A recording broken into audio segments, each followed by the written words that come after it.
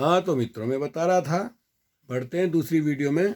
मस्तिष्क तथा उसके कार्य। यह तंत्रिका तंत्र का बहुत जरूरी भाग है जो कपाल के भीतर सुरक्षित रहता है। प्रकृति ने इसकी रक्षा के लिए इस पर 3 आवरण चढ़ाए हैं। सबसे बाहरी आवरण को मजबूत तंत्रिका कहते हैं। यह बहुत अधिक घने तंतुओं से बना होता है। बीच के आवरण को जाल तंत्रिका कहते हैं। यह पतला तथा कोमल होता है। सबसे नीचे का आवरण मृदु तंत्रिका कहलाता है। यह मस्तिष्क से चिपका रहता है। इसे मस्तिष्क से अलग करना बहुत कठिन है। मस्तिष्क में बहुत सी धारियां होती हैं। इसमें गहराई को विदर तथा उभार को लहरिकाएं कहते हैं। मृदु तंत्रिका मस्तिष्क से चिपका रहने के कारण उसकी फिशर में घुसा रहता है। अन्य दोनों आवरण विदरों में नहीं होते, वरन ये ऊपर रहते हैं। बीच के आवरण से दोनों तरफ ऊपर नीचे एक तरह का तरल पदार्थ भरा रहता है। इसके कारण उछलने कूदने में मस्तिष्क में चोट नहीं लगती। मस्तिष्क के 4 मुख्य भाग होते हैं। नंबर 1 प्रमस्तिष्क, नंबर 2 अनुमस्तिष्क, नंबर 3 मज्जा सेतु तथा नंबर 4 सुषुम्ना शीर्षक। प्रमस्तिष्क संवेदनाओं को अनुभव करने, इच्छा या संकल्प करने, याद रखने, शारीरिक कार्यों का संचालन करना आदि कार्य करता है। इसी के द्वारा हमें अपने आसपास की वस्तुओं की जांच परख की शक्ति प्राप्त होती है। अनुमस्तिष्क नीचे की तरफ होता है।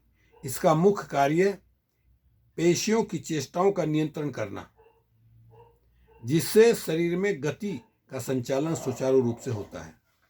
गति संचालन में ठीक रहने से शरीर में संतुलन शक्ति बनी रहती है। चलना दौड़ना आदि इसी से होता है।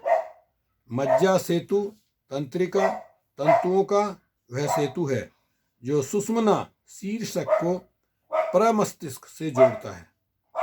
यह पेशियों को नियंत्रित करता है। अंत में सुषुम्ना शीर्षक शरीर का बहुत ही महत्वपूर्ण अंग है। यह रक्त परिसंचरण, हृदय गति तथा श्वास लेने की क्रिया को ठीक रखता है। यदि यह चोट खा जाए तो मनुष्य की मृत्यु हो जाती है। देखिए